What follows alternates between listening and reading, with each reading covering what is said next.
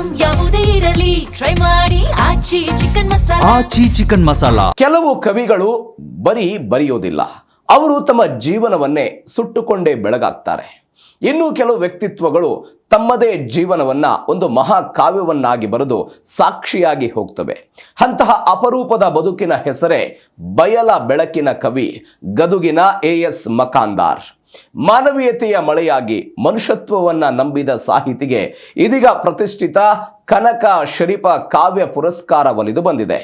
ಅದೇ ಹಿನ್ನೆಲೆ ಸಾಹಿತ್ಯದ ಅಂತರಾಳದಲ್ಲಿ ಮಾನವೀಯತೆಯ ನಿರ್ಮಲ ಹೊಳೆಹರಿಸಿದ ಮಕಾಂದಾರರ ಸಾಹಿತ್ಯ ಕೃಷಿಯ ಬಗ್ಗೆ ಒಂದು ವಿಶೇಷ ವರದಿ ಇಲ್ಲಿದೆ ನೋಡಿ.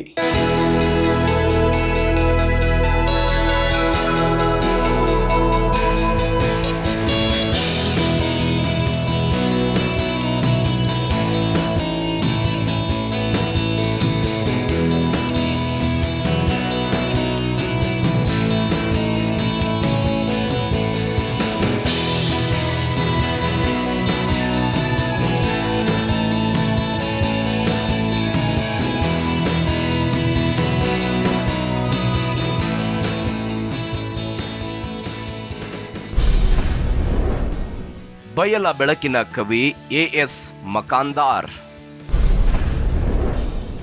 ಅನುಭವದ ಗಾಯಗಳಿಂದ ಕವಿತೆ ಅರಳಿಸಿದ ಮಾಂತ್ರಿಕ. ಕನಕ ಶರೀಫ ಕಾವ್ಯ ಪುರಸ್ಕಾರಕ್ಕೆ ಭಾಜನ. ಮನುಷ್ಯತ್ವ ನಂಬಿದ ಸಾಹಿತ್ಯಕ್ಕೆ ಸಂದ ಗೌರವ. ಬದುಕಿನ ಬಿಸಿಲಲ್ಲಿ ಬೆಂದು ಬಡತನದ ಬೆಂಕಿಯಲ್ಲಿ ಅರಳಿ ಮಾನವೀಯತೆಯ ಮಳೆಯಾಗಿ ಸುರಿದ ಗದುಗಿನ ಕವಿ ಎಎಸ್ ಮಕಾಂದಾರ್ ಇಂದು ಉತ್ತರ ಸಾಹಿತ್ಯ ವೇದಿಕೆ ಹೆಬಸೂರು ನೀಡುವ 2024ನೇ ಸಾಲಿನ ಕನಕ ಶರೀಫ ಕಾವ್ಯ ಪುರಸ್ಕಾರಕ್ಕೆ ಭಾಜನರಾಗಿದ್ದಾರೆ. ಇದು ಕೇವಲ ಒಬ್ಬ ಸಾಹಿತಿಗೆ ಸಂದ ಗೌರವವಲ್ಲ, ಅದು ಮನುಷ್ಯತ್ವವನ್ನ ನಂಬಿದ ಸಾಹಿತ್ಯಕ್ಕೆ ಸಂದ ಅಭಿನಂದನೆ.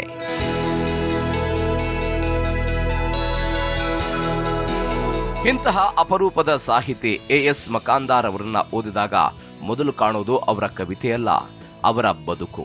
ಅವರ ಬದುಕನ್ನ ಅರಿತಾಗ ನಂತರ ಅರ್ಥವಾಗೋದು ಅವರ ಸಾಹಿತ್ಯ. ಯಾಕಂದ್ರೆ ಅವರ ಕಲ್ಪನೆಯಿಂದ ಕವಿತೆ ಬರೆದವರಲ್ಲ, ಅನುಭವದ ಗಾಯಗಳಿಂದ ಕವಿತೆ ಅರಳಿಸಿದವರು. ಬಾಗಲಕೋಟೆ ಜಿಲ್ಲೆಯ ಬದಾಮಿ ತಾಲೂಕಿನ ಬೇಲೂರಿನಲ್ಲಿ ಇವರಿಗೆ ಬಾಲ್ಯವು ತೊಟ್ಟಲಿನ ತೂಗುಗೀತೆಯಲ್ಲ, ಹೊಟ್ಟೆಯ ಹಸಿವಿನ ಕೂಗು. 12 ಮಕ್ಕಳ ದೊಡ್ಡ ಕುಟುಂಬದಲ್ಲಿ 9ನೆಯ ಮಗನಾಗಿ ಬೆಳೆದ ಮಕಾಂದಾರ್ ಬದುಕಿನ ವಿಶ್ವವಿದ್ಯಾಲಯದಲ್ಲಿ ಪದವಿ ಪಡೆದುಕೊಂಡ್ರು. ಶಾಲೆಯ ಪಾಠಕ್ಕಿಂತ ಮುಂಚೆ ಬದುಕಿನ ಪಾಠ ಕಲಿತು ಟೇಲರಿಂಗ್ ಅಂಗಡಿಯಲ್ಲಿ ಕಾಜಿ ಗುಂಡಿ ಹೊಲಿಯುತ್ತಿದ್ದ ಪೋರ ಇವನು. ಮತ್ತೊಮ್ಮೆ ಹೊಲದಲ್ಲಿ ಕೂಲಿ, ಇನ್ನೊಮ್ಮೆ ಬೈಕ್ ರಿಪೇರಿ ಅಂಗಡಿಯಲ್ಲಿ ಕೆಲಸ, ಬಳಿಕ ನೇಕಾರಿಕೆ, ಹಣ್ಣಿನ ವ್ಯಾಪಾರ, ಐಸ್ ಕ್ರೀಮ್ ಮಾರಾಟ, ಪುಸ್ತಕದ ಅಂಗಡಿಯಲ್ಲಿ ಓದು, ರಾತ್ರಿ ವೈನ್ ಶಾಪ್ನಲ್ಲಿ ದುಡಿಮೆ. ಹೀಗೆ ಬದುಕು ಯಾವ ಕೆಲಸ ಕೊಟ್ಟಿತೋ ಅದನ್ನ ತಿರಸ್ಕರಿಸದೆ ಮಾಡುತ್ತಲೇ ಅಕ್ಷರಗಳನ್ನ ತನ್ನೊಳಗೆ ಸಂಗ್ರಹಿಸಿಕೊಂಡ ವ್ಯಕ್ತಿ ಎಎಸ್ ಮಕಾಂದಾರ್. 1999ರಲ್ಲಿ ನ್ಯಾಯಾಂಗ ಇಲಾಖೆಗೆ ಸೇರೋಕ್ಕಿಂತ ಪೂರ್ವದಲ್ಲಿ ನನ್ನ ಬಡತನದ ಒಂದು ಬೇಗೆಯಿಂದ ಬೇರೆ ಬೇರೆ ಉದ್ಯೋಗ ಮಾಡೋದ್ರ ಜೊತೆಗೆ ಖಾಸಗಿಯಾಗಿ ನಾನು ನನ್ನ ಕುಟುಂಬದ ಜವಾಬ್ದಾರಿಯನ್ನು ನಿರ್ವಹಿಸೋದ್ರ ಜೊತೆಗೆ ಅಕ್ಷರ ಲೋಕಕ್ಕೆ ಪದಾರ್ಪಣೆ ಮಾಡಿದೆ. ಅಲ್ಲಿ ಗಜೇಂದ್ರಗಢದಲ್ಲಿ 1986ರಲ್ಲಿ ನಿರಂತರ ವೇದಿಕೆ ಅನ್ನೋ ಒಂದು ಸಾಹಿತ್ಯ ಸಂಘಟನೆ ಹುಟ್ಕೊಂತು. ಅದ್ರ ಜೊತೆಗೆ ಬಂಡಾಯ ಸಾಹಿತ್ಯ ಸಂಘಟನೆ ಹುಟ್ಕೊಂತು. ಮತ್ತು ಬೇರೆ ಬೇರೆ ಪ್ರಗತಿಪರ ಸಂಘಟನೆ, ಅವುಗಳ ಒಂದು ಪ್ರೋತ್ಸಾಹ, ಆ ಸದಸ್ಯ ಬೆಂಬಲ, ಅಲ್ಲಿಂದ ನನ್ನಲ್ಲಿ ಒಂದು ಸಾಹಿತ್ಯದ ಮೊಳಕೆ ಚಿಗುರೊಡಲಿಕ್ಕೆ ಸಾಧ್ಯ ಆಯಿತು. ನನ್ನ ಸಂಪಾದಿತ ಕೃತಿಗಳು 29, ಒಟ್ಟು ನನ್ನ ಸ್ವತಂತ್ರ ಮತ್ತು ಸಾಹಿತ್ಯದ ಬೇರೆ ಬೇರೆ ಪ್ರಕಾರಗಳಲ್ಲಿ 29 ಮತ್ತು 16, 41 ಪುಸ್ತಕಗಳ ಜೊತೆಗೆ ಒಂದು 50 ಪುಸ್ತಕ ಅಥವಾ 50ರಿಂದ 60 ಪುಸ್ತಕಗಳನ್ನು ನಾಡಿನ ಬೇರೆ ಬೇರೆ ಭಾಗದ ಬೇರೆ ಬೇರೆ ಲೇಖಕರ ಅವರ ಅಪ್ರಕಟಿತ ಕೃತಿಗಳನ್ನು ನಿರಂತರ ಪ್ರಕಟಣೆ ಆಗಿದೆ. ಅವರ ಕಾವ್ಯದಲ್ಲಿ ಕಣ್ಣೀರು ಕೇವಲ ರೂಪಕವಲ್ಲ, ಅದು ಬದುಕಿನ ಒಂದು ನೆನಪು.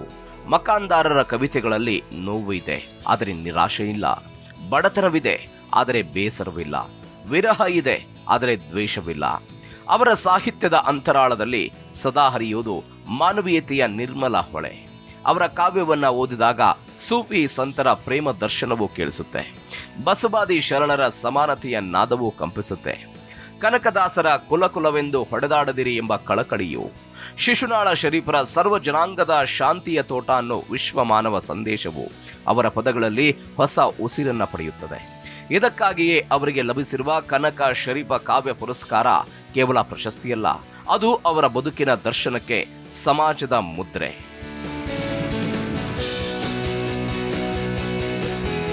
ಕವಿಯಾಗಿ ಮಾತ್ರವಲ್ಲ, ಕಥೆಗಾರ, ಅಂಕಣಕಾರ, ಸಂಪಾದಕ, ಪ್ರಕಾಶಕ, ಉಪನ್ಯಾಸಕ, ಸಂಘಟಕ, ಹೀಗೆ ಸಾಹಿತ್ಯದ ಪ್ರತಿಯೊಂದು ದಿಕ್ಕಿನಲ್ಲೂ ತಮ್ಮ ಹೆಜ್ಜೆ ಗುರುತು ಮೂಡಿಸಿದವರು ಮಕಾಂದಾರರು.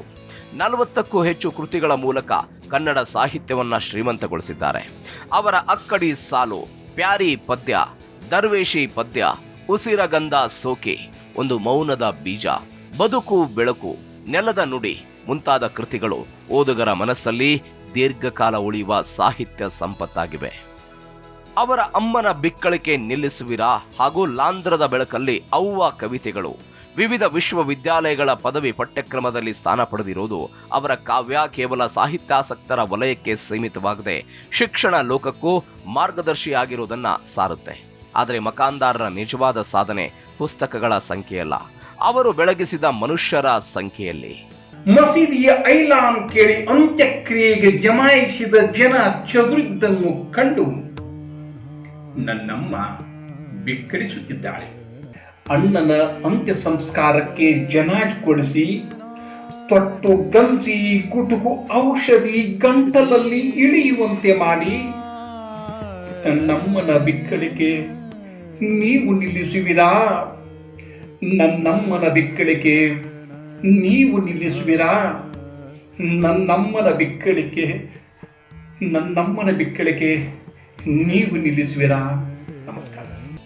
ನಿರಂತರ ಪ್ರಕಾಶನ ಸ್ಥಾಪಿಸಿ ನೂರಾರು ಹೊಸ ಲೇಖಕರಿಗೆ ಅವಕಾಶ ನೀಡಿದ ಹೆಮ್ಮೆ ಹಾಗೂ ಕೀರ್ತಿ ಮಕಾಂದಾರರಿಗೆ ಸಲ್ಲುತ್ತೆ. ನ್ಯಾಯಾಂಗ ಇಲಾಖೆಯಲ್ಲಿ ಕರ್ತವ್ಯ ನಿರ್ವಹಿಸುತ್ತಲೇ ರಾಜ್ಯ ಮಟ್ಟದ ಸರ್ವೋತ್ತಮ ಸೇವಾ ಪುರಸ್ಕಾರ ಪಡೆದ ಅವರು ನಿವೃತ್ತಿಯ ನಂತರ ವಿಶ್ರಾಂತಿಯನ್ನ ಆಯ್ಕೆ ಮಾಡದೆ ಸಮಾಜ ಸೇವೆಯ ದಾರಿಯನ್ನ ಹಿಡಿದರು. ಆಸ್ಪತ್ರೆಗಳು, ಬಸ್ ನಿಲ್ದಾಣಗಳು, ರೈಲು ನಿಲ್ದಾಣಗಳಲ್ಲಿ ಅಗತ್ಯವಿರುವವರಿಗೆ ಆಹಾರ ಕಿಟ್ಗಳನ್ನು ವಿತರಿಸುವ ಸೇವೆ, ಕನ್ನಡ ಶಾಲೆಗಳ ಉಳಿವಿಗಾಗಿ ಜನಜಾಗೃತಿ, ಭಾವೈಕ್ಯತಾ ಕಾರ್ಯಕ್ರಮಗಳು, ಸಾಹಿತ್ಯ ಸಮ್ಮೇಳನಗಳು ಇವೆಲ್ಲವೂ ಅವರ ವ್ಯಕ್ತಿತ್ವದ ಮತ್ತೊಂದು ಮುಖ. ಅವರ ಕವಿತೆಗಳು ಅನೇಕ ಭಾರತೀಯ ಭಾಷೆಗಳಿಗೆ ಅನುವಾದಗೊಂಡಿವೆ. ಆದರೆ ಅನುವಾದಗೊಳ್ಳದ ಒಂದು ಸಂಗತಿ ಇದೆ, ಅದುವೇ ಅವರ ಮಾನವೀಯತೆ. ಅದು ಭಾಷೆಯ ಗಡಿಗಳನ್ನು ಮೀರಿ ನೇರವಾಗಿ ಹೃದಯವನ್ನ ತಲುಪುತ್ತೆ. ನ್ಯಾಯಾಂಗ ಇಲಾಖೆಯ ಅಧಿಕಾರಿಗಳು ಹಾಗೂ ಸಿಬ್ಬಂದಿಗಳು ಇವರ ಬಗ್ಗೆ ಮೆಚ್ಚುಗೆ ವ್ಯಕ್ತಪಡಿಸೋದು ಹೀಗೆ. ಇಡೀ ಸಾಹಿತ್ಯ ಲೋಕದಲ್ಲಿ ಎಷ್ಟೋ ಜನ ಕವಿಗಳು ಕವಿತೆಗಳನ್ನು ರಚಿಸಿ ಸಾಹಿತ್ಯ ಲೋಕಕ್ಕೆ ಕೊಡುಗೆಯನ್ನು ಕೊಟ್ಟಿದ್ದಾರೆ. ಆದರೆ ಈ ಎಸ್ ಮಕಾಂದರ್ ಸರ್ ಅವರು ಈ ಸಾಹಿತ್ಯ ಲೋಕದ ಒಬ್ಬ ಮೇರು ಪರ್ವತ ಅಂತಲೇ ಹೇಳ್ಬೋದು. ಯಾಕೆಂದರೆ ಇವರು ಶಾಲೆಯನ್ನು ಕಲಿತು ಅಥವಾ ಎಲ್ಲ ಸೌಲಭ್ಯಗಳನ್ನು ಪಡೆದುಕೊಂಡು ಇವರು ಕವಿಯಾಗಿದ್ದಲ್ಲ. ಇವರು ತಮ್ಮ ಜೀವನದ ಕಷ್ಟ ಕಾರ್ಪಣ್ಯಗಳನ್ನೇ ತಮ್ಮ ಕವಿತೆಯ ಮೂಲಕ ಬರೆದು ಇಂದು ಅನೇಕ ರಾಜ್ಯ ಮಟ್ಟದ ಪ್ರಶಸ್ತಿಗಳನ್ನು ಸಹ ಗಳಿಸಿರೋದು ನಮ್ಮೆಲ್ಲರಿಗೂ ಹೆಮ್ಮೆ. ಹಾವೇರಿಯ ಗೊಟ್ಗೋಡಿಯ ಉತ್ಸವ ರಾಕ್ ಗಾರ್ಡನ್ನಲ್ಲಿ ಕನಕ ಶರೀಫ ಕಾವ್ಯ ಪುರಸ್ಕಾರ ಪ್ರಶಸ್ತಿಯನ್ನ ಇವರಿಗೆ ಪ್ರದಾನ ಮಾಡಲಾಗಿದೆ. ಇದು ಒಬ್ಬ ಸಾಹಿತಿಗೆ ಸಂದ ಗೌರವ ಮಾತ್ರವಲ್ಲ, ಅದು ಕನ್ನಡ ಸಾಹಿತ್ಯದ ಮಾನವೀಯ ಪರಂಪರೆಗೆ ಸಲ್ಲುವ ನಮನ. ನೋವನ್ನ ಪದಗಳನ್ನಾಗಿ, ಪದಗಳನ್ನ ಪ್ರೀತಿಯನ್ನಾಗಿ, ಪ್ರೀತಿಯನ್ನ ಮಾನವೀಯತೆಯನ್ನಾಗಿ ರೂಪಿಸಿದ ಈ ಅಪರೂಪದ ಅಕ್ಷರ ಯೋಗಿ ಇನ್ನೂ ದೀರ್ಘಕಾಲ ಕನ್ನಡ ಸಾರಸ್ವತ ಲೋಕವನ್ನ ಬೆಳಗಲಿ. ಯಾಕಂದ್ರೆ ಮಕಾಂದಾರ್ ಅಂತವರು ಬರೆಯುವವರಿಗೂ ಕನ್ನಡ ಸಾಹಿತ್ಯದ ಬಯಲಲ್ಲಿ ಬೆಳಕು ಎಂದಿಗೂ ಮಂಕಾಗೋದಿಲ್ಲ. ಇಂತಹ ಮಹನೀಯರಿಗೆ ಕನಕ ಶರೀಫ ಕಾವ್ಯ ಪುರಸ್ಕಾರ ದೊರೆತಿರೋದು ಗದುಗಿನ ಸಾಹಿತ್ಯ ಬಳಗ ಹಾಗೂ ನ್ಯಾಯಾಂಗ ಇಲಾಖೆಯ ಜೊತೆಗೆ ಬಡತನದಿಂದ ಬರವಣಿಗೆಯವರೆಗೂ ಸಾಥ್ ನೀಡಿದ ಮಕಾಂದಾರರ ಕುಟುಂಬಕ್ಕೆ ಸಂತಸ ತಂದಿದೆ. ಕ್ಯಾಮರಾಮನ್ ವಿಜಯ್ ಕಾಗ್ನೂರ್ ಮಠ್ ಜೊತೆ ಫಾರೂಕ್ ಮಕಾಂದಾರ್, ಜೀ ಕನ್ನಡ ನ್ಯೂಸ್, ಗದಗ್.